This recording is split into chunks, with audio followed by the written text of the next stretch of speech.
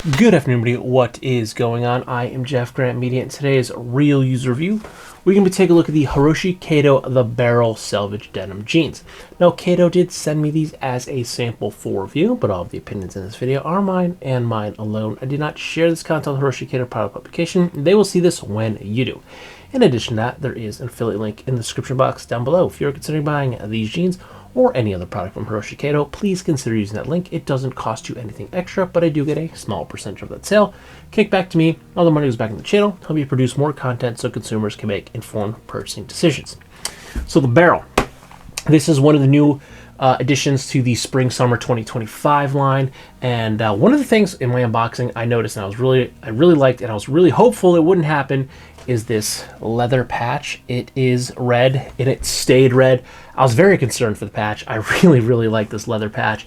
When I did my first cold soak, I was really hoping I didn't mess it up. I did not, so it stayed very red. I think it did rub off a little bit. It does have more of a brownish tinge to it now, but for the most part, it stayed red, and I really like it. So this is a 12.5 ounce Selvedge denim.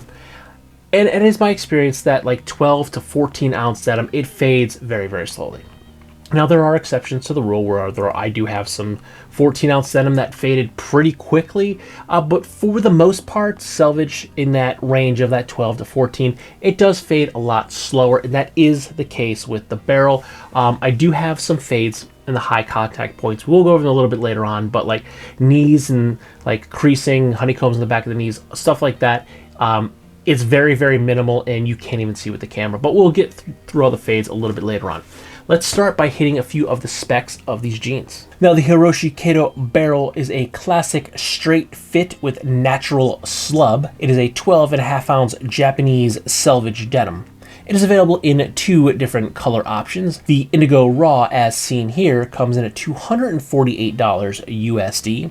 And the Brian comes in at $288 USD. These jeans do follow vanity sizing, so my vanity size in something like a pair of Levi's would be a 32 waist, which would equate to about a 34.5 inch waist. In the Kato, I would take a 32, which is 17 3/8, or roughly 34 6/8 all the way around. These do feature a branded hardware, and they are made in the USA. Now, the first thing I want to talk about these jeans is something I found very interesting, is something you generally do not find in Selvedge denim, and that is the inseam. These jeans are 33 inches long.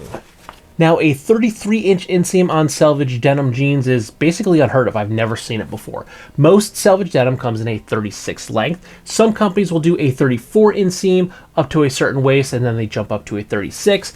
But a 33, that's the first time I've seen it. Now, Kato, as well as many others, will offer a custom chain stitch hem for like a $20 to $25 upcharge. And Kato does offer $25. They will chain stitch these to whatever length that you want, but they come in a reasonable 33-inch inseam. Now, I still have to do a single cuff on these. I get my about 2.5-inch cuff, which is right about what I like. And now my cuffs are nice and set in, but I only have a single cuff. Now, I know why Selvedge is generally a 36 length, and it's because they would traditionally make them, that would be the inseam they would make them, and then you would either cuff or cut them to your inseam once you bought the jeans. So traditionally, when they're making Selvedge denim jeans, they make them at a 36 length. Most people don't need a 36 length. Most people do like to cuff their Selvedge denim to show off your Selvedge ID. I am one of those people. I like to cuff my jeans. I liked to cuff my jeans prior to me wearing Selvedge, but I do like to cuff it and show off my Selvedge ID. But I don't need a 36 inseam. So a 33 is reasonable. I can still get a pretty large cuff out of that, and most people will be able to still cuff their jeans with a 33-inch inseam. I have a couple of friends that are over 6 foot, and they take a 32 or 34-inch inseam, so even a 36 inseam for them would be long, and some of them where they would have to double cuff their jeans. But the 33-inch is nice. I get a good size cuff out of it. I really like that the barrels and Kato in general come in a 33-inch inseam. It's just something nice for someone like me that's about 5'9" and about 175 to 180 wearing a size 32. I don't need to have all of that extra inseam on my jeans. Now the fit, feel, and finish of the barrels. Kato calls these a classic straight fit jean. And while most of my selvage are a true straight or a classic straight fit jean, I have found that the barrels are the loosest of all of them. Kato does not come right out and say it, but most classic straight fit jeans are modeled after a Levi 501. But not all Levi 501s are created equal. Throughout the course of time, the 501 itself has experienced some changes in cut, so it really depends on if they are copying the 501, what era of 501 they are copying. And while these do feel a little bit looser and baggier on me than any other pair of jeans that I currently own, they're not bad. I'm very comfortable in them. They are the least restrictive pair of jeans that I own, so now that it is starting to warm up a little bit and I will probably be running a little hot, I can actually still move around if I'm wearing the barrels because I have enough room to do so. Now the feel of these jeans, Kato is calling these a natural slub, but they don't really have a slubby feel to them. They don't really have a neppy feel to them either, but they are nice, they are comfortable, they are smooth now that they are breaking in and feeling a lot more looser on the body. So while I don't think they are a slubby jean, they certainly are softening up and becoming much more comfortable.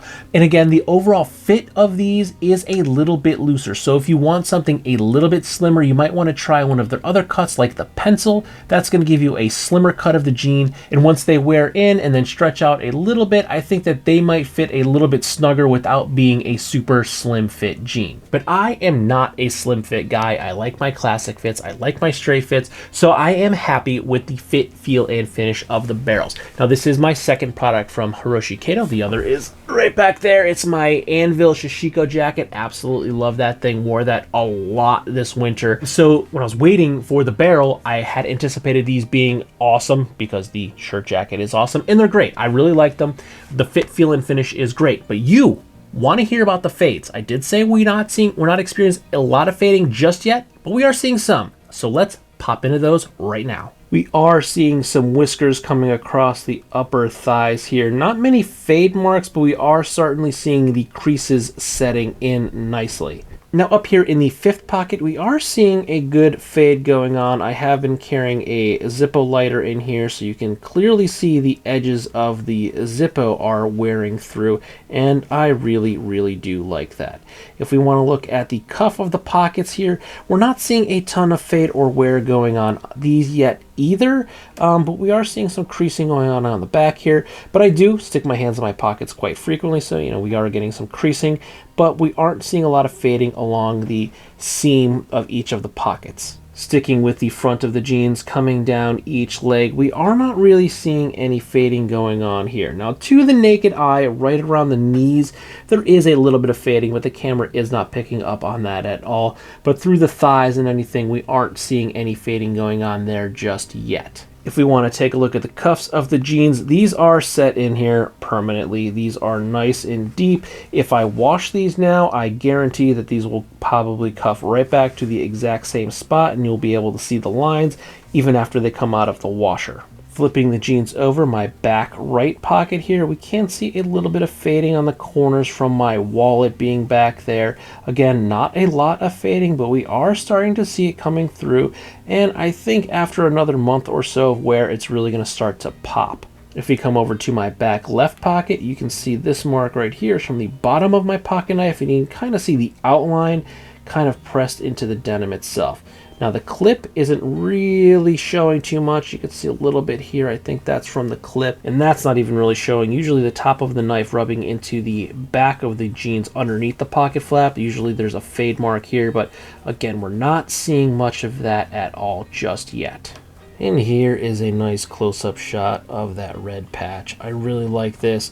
It stayed pretty red. It did lose a little bit and kind of lighten up just a tad from my belt. I wear the belt over the patch. You can put your belt under the patch, but I do wear mine over. So it probably did wear off a little bit from the belt rubbing, but for the most part, it is still red, and I really, really like this patch. This was probably one of my favorite parts of the jeans as soon as I opened them up and saw them. Now the overall fit, feel, and finish of the barrel, I'm giving it an A+. I like it a little bit looser than what I'm used to, but it's not bad by any means, especially now that the temperatures are rising. I'm gonna run a little bit hot. It's not gonna stick to me, and it's gonna give me a little bit more room to move around. I'm not gonna feel as restricted. Now the fades, as you saw, they are coming in very, very slow, as is the case with most mid to lighter weight selvage denim. This can either work in your favor, if you're one of those guys that like the crispy looking jeans, you want your jeans to look dark and crispy as long as possible, the barrel is a great option for you. If you're like me and you want the fades to happen quick and instantly, you're gonna have to put in the time, you have to put in the work. But honestly, that's part of it. I like to put in the time, the work, and kind of just like check them every day or every other day. Like when I'm putting them on, I'm usually kind of like looking down at my jeans as I'm pulling them up, like, are my knees any more faded? What do my back pockets look like? Do I have any kind of wear marks that are weird that I don't even know about? So like every morning as I put my jeans on, I kind of scope them out and see what they're doing and how they're aging. So they age slow, but a lot of 12.5 ounce denim will age slow. Now, are the Indigo Raw worth $248 USD? Yeah, I think it's a good price. They're an American-made jean with Japanese selvage denim. It's a good quality jean. I've had another product from Hiroshi Kato that I really love, and the quality is there. The craftsmanship is there. It's a comfortable jean. I think with a little bit more wear, a little bit more time, we're going to see some of those fades pop. We're also going to break these in considerably more, and once we get a wash in them and probably get some of that sweat out of there, which is probably helping to keep them a little bit stiffer, a little bit longer, they're going to be a really, really great wear. So I'm going to have these for a very long time. If you're looking at them, I am not disappointed. I don't think you will be either. I think they're worth the price. It's a good quality pair of jeans and pretty par for the course for a pair of selvage denim. So with that, if you like this video or any of my other videos, don't forget to like, comment, share, and subscribe. Smash that big red button and ring that bell right next to it so you get notifications the next time I post a brand new video. Good night.